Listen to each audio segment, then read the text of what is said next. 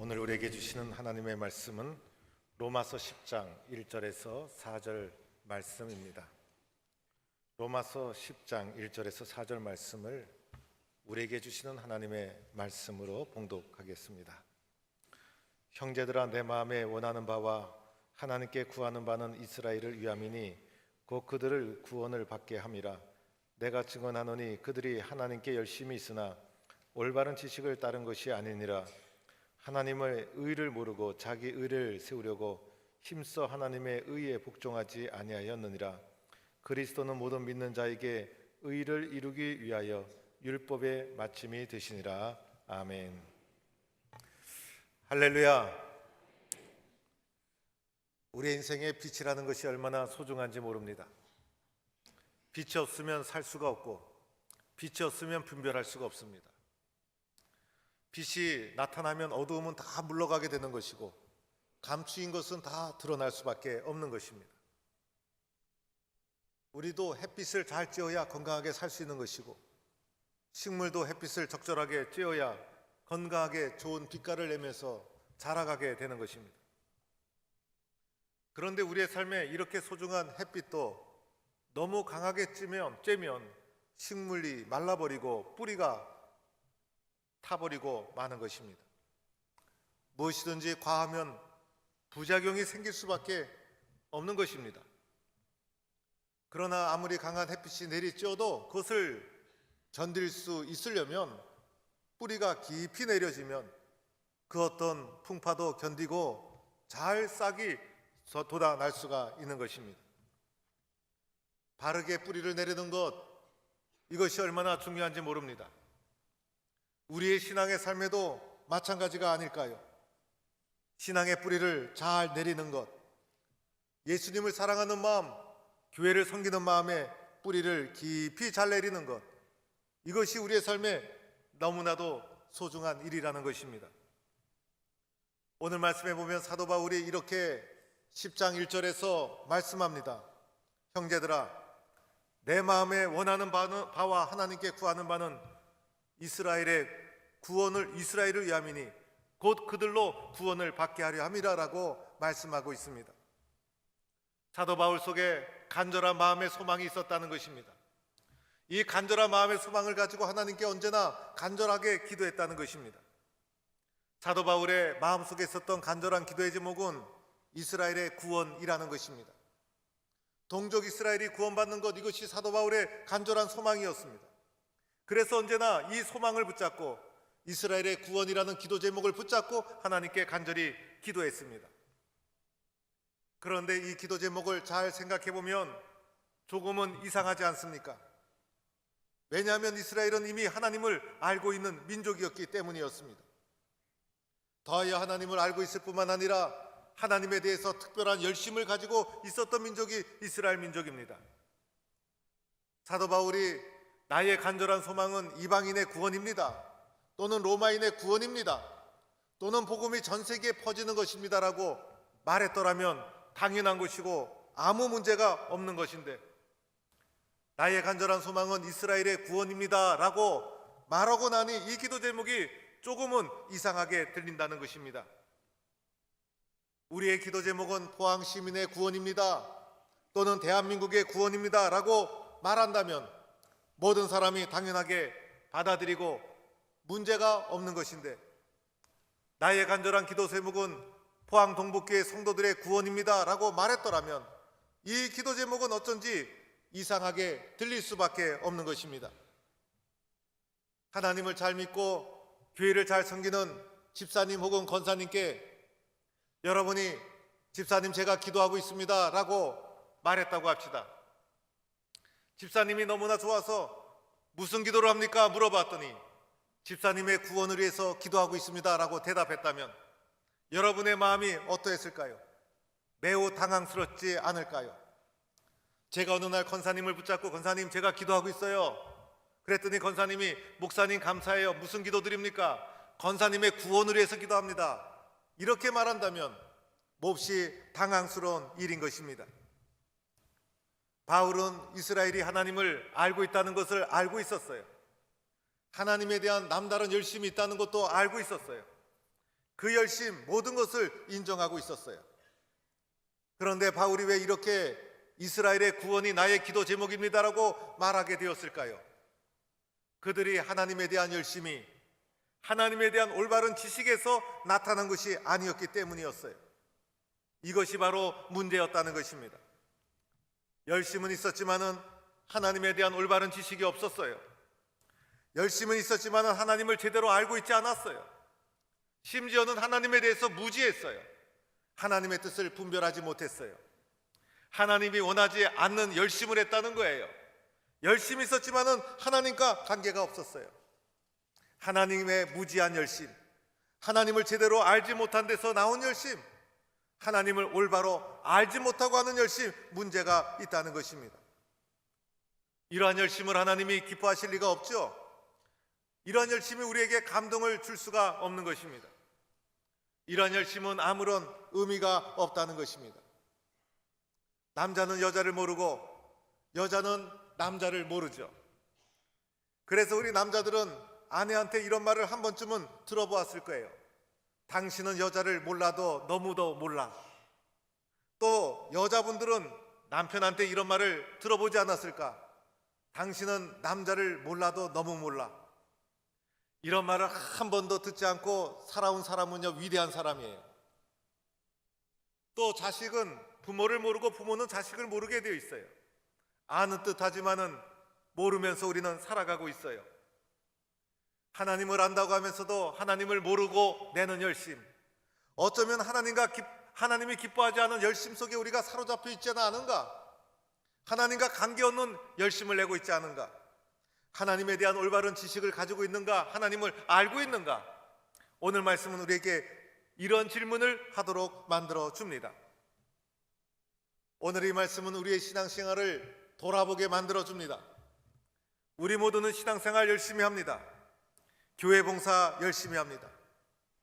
그러나 너희의 열심이 잘못된 것이다, 너희의 열심은 하나님을 바르게 아는 데서 나온 것이 아니다라고 하나님이 말씀하신다면 얼마나 후회스럽고 얼마나 당황스러운 일이 되겠습니까? 하나님에 대한 올바른 지식이 없으면 어떻게 될까요? 하나님의 뜻을 나타내고 하나님의 의를 드러내지 못한다는 거예요. 하나님을 알아야 하나님의 의를 드러내지 않습니까? 그런데 하나님의 의에 복종하기보다도 자기 의를 드러내고 만다는 것이죠. 자기 의를 드러내고 자기 만족을 시키고 자기 과시를 하고 자기 자랑을 한다면 우리의 열심이 아무리 많은 열심이라 할지라도 그 열심이 무슨 의미가 있겠습니까? 도리어 이런 열심 내는 사람 때문에 교회가 문제가 생기고 혼란이 일어나게 되는 것입니다. 사도 바울은 하나님에 대한 열심이 있었지만은 하나님에 대한 올바른 지식 없이 하는 그 열심 속에 사로잡혔던 이스라엘을 붙잡고 나의 간절한 소망은 바로 이스라엘의 구원, 당신들의 구원입니다, 이렇게 간절히 호소하고 있는 것입니다. 오늘 우리는 나의 열심을 되돌아봐야 합니다.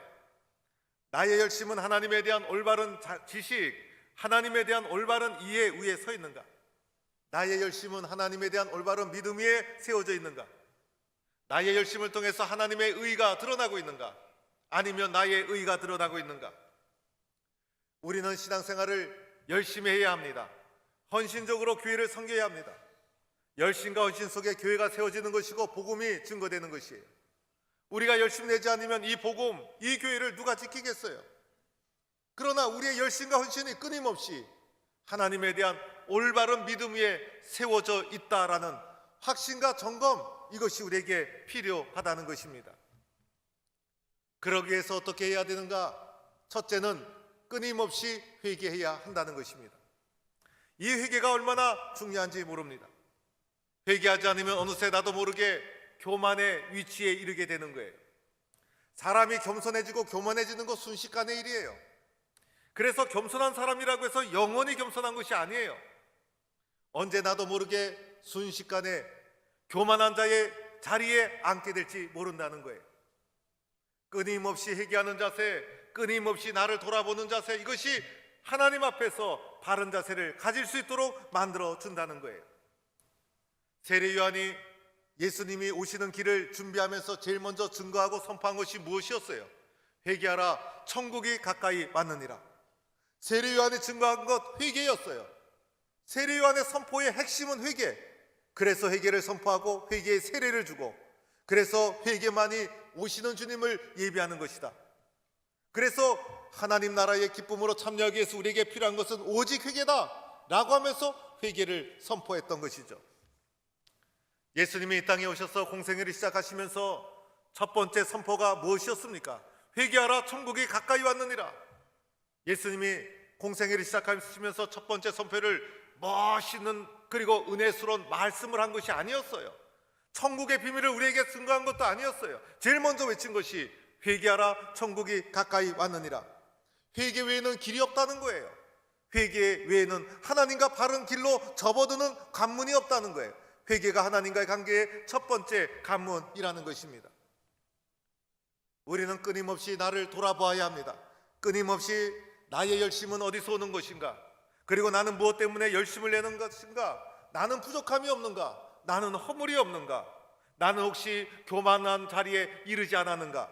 나의 죄를 회개하고 나를 돌아보고 나의 부족함을 인정하고, 이런 사람이 하나님 앞에 크게 쓰임받게 되는 것입니다.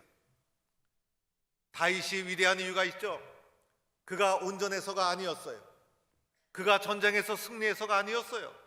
그가 큰 나라를 이루었기 때문이 아니었어요. 그 모든 것이 순식간에 허물어질 수 있는 위기가 닥쳤어요. 그것은 다윗이 자기 부하의 아내를 건드렸어요.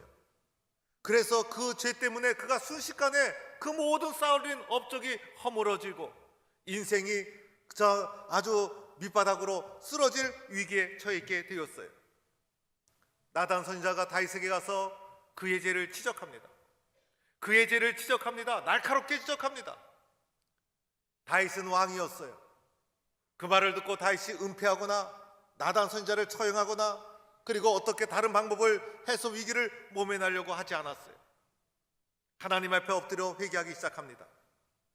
이때 다윗이 지은 시가 시편 51편의 말씀이에요.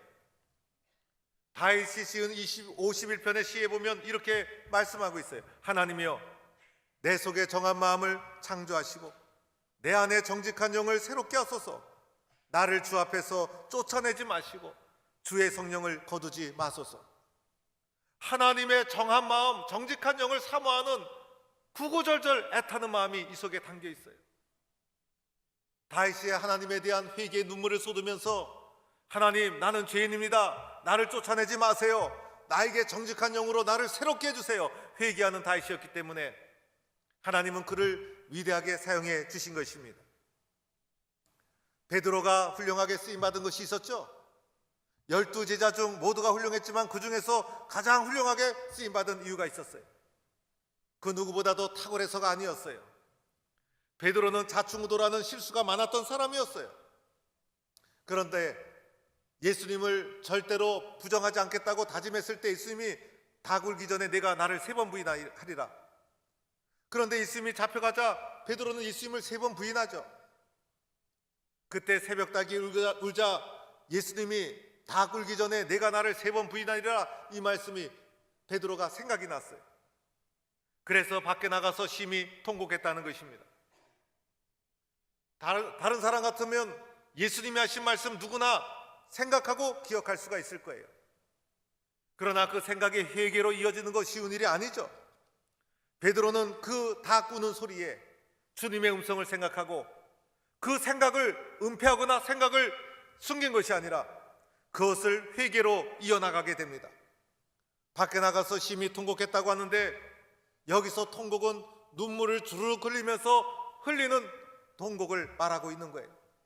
눈물을 흘리며 콧물을 흘리며 소리까지 내어가면서 자신의 부족함과 허물을 주님 앞에 꺼내놓고 가슴을 치며 회개하는 베드로였다는 거예요. 그랬기 때문에 하나님이 그를 다시 사용할 수 있었다는 거예요.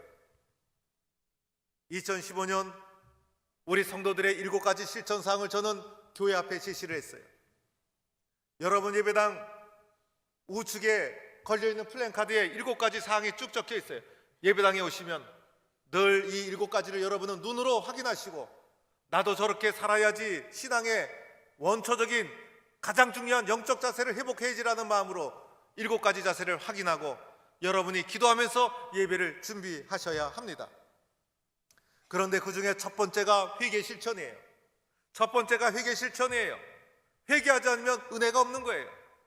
회개하지 않으면 하나님 앞에 성장하지 않아요. 회개하지 않으면 성숙하지 않아요. 회개하는 성도가 살아나는 것이고, 회개하는 자가 쓰임받는 것이고, 회개하는 사람이 주님의 마음에 뿌리를 내릴 수가 있는 거예요. 요한일서 1장 9절에 성경은 우리에게 이렇게 말합니다.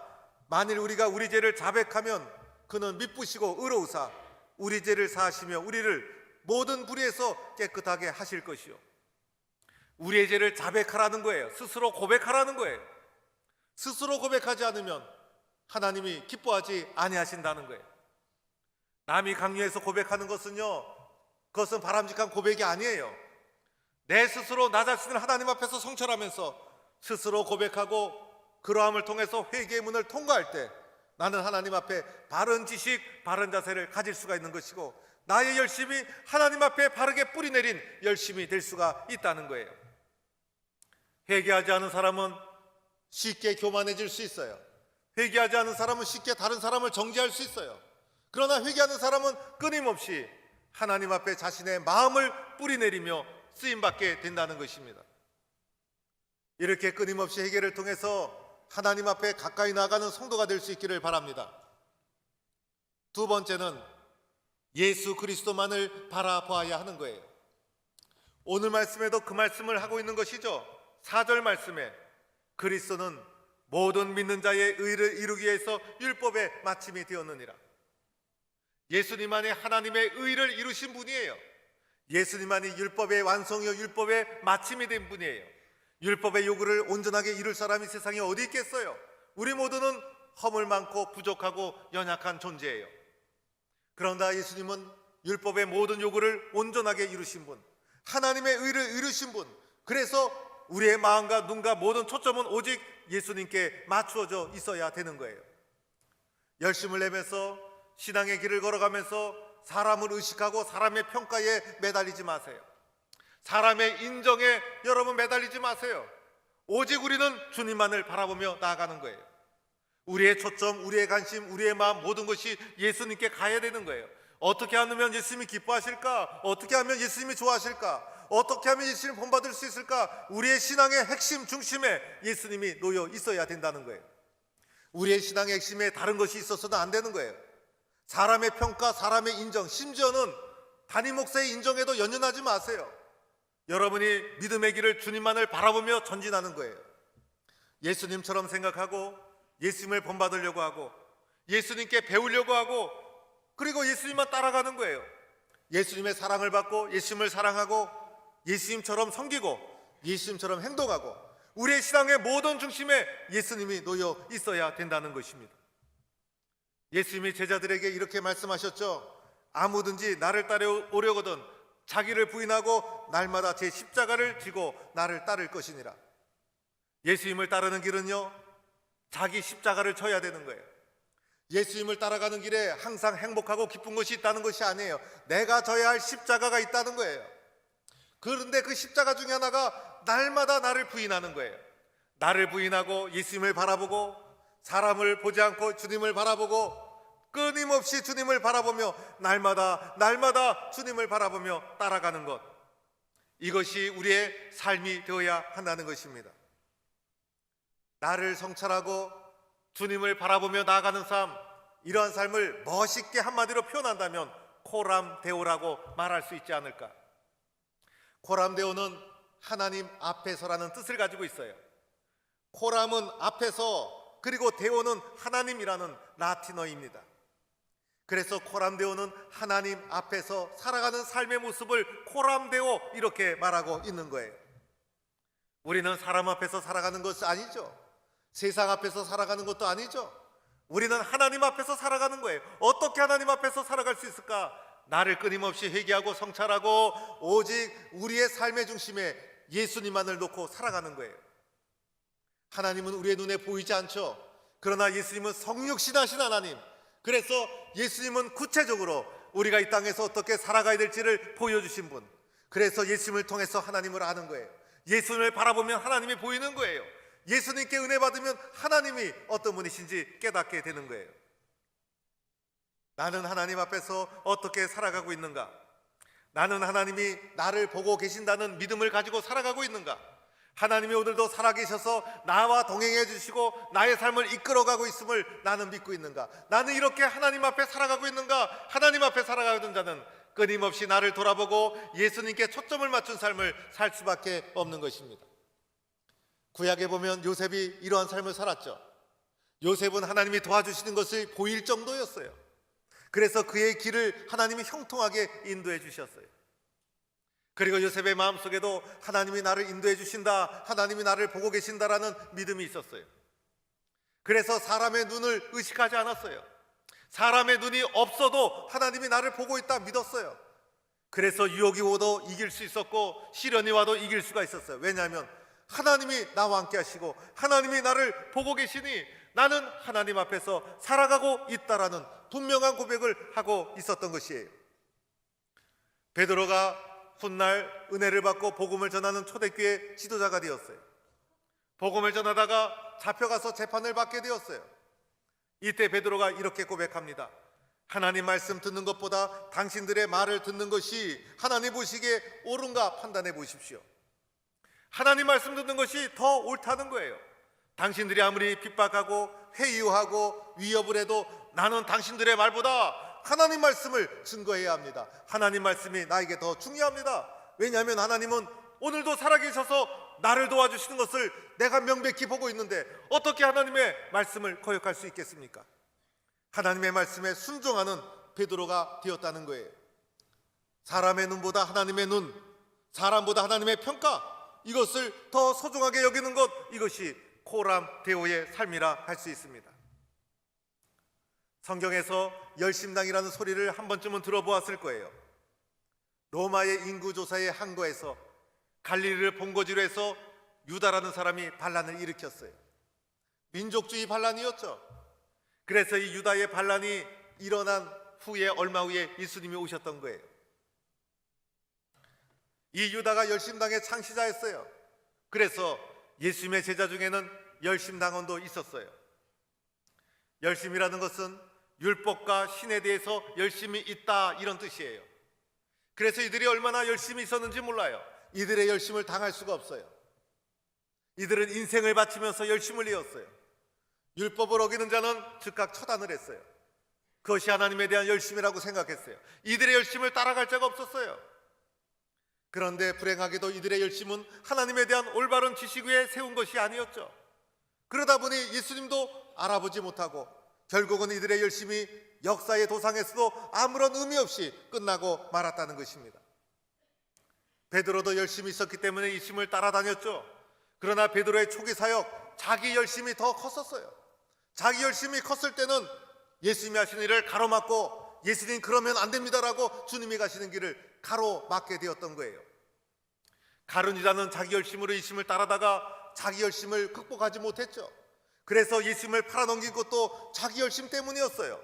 자기 생각 때문이었어요. 그 열심이 결국은 걸림돌이 되고 말았다는 것이에요. 우리들은 끊임없이 나를 돌아보는 회개하는 자가 되어야 합니다. 그러지 않고서는 하나님께 올바로 뿌리를 내릴 수가 없다는 거예요. 그리고 끊임없이 우리의 마음속에 또다시 예수님을 중심으로 삶을 살아가야 되는 거예요. 예수님의 방법으로 예수님을 기억하고 예수님을 생각하고 예수님의 뜻에 순종하고, 이것이 하나님 앞에 살아가는 코람 데오의 삶. 오늘 혼란한 이 시대일수록 우리는 하나님 앞에서 나는 살아가고 있다, 이런 신앙의 고백을 다시 한번 무장해야 된다는 것입니다. 우리 교회는 열심히 있는 교회로 널리 알려져 있어요.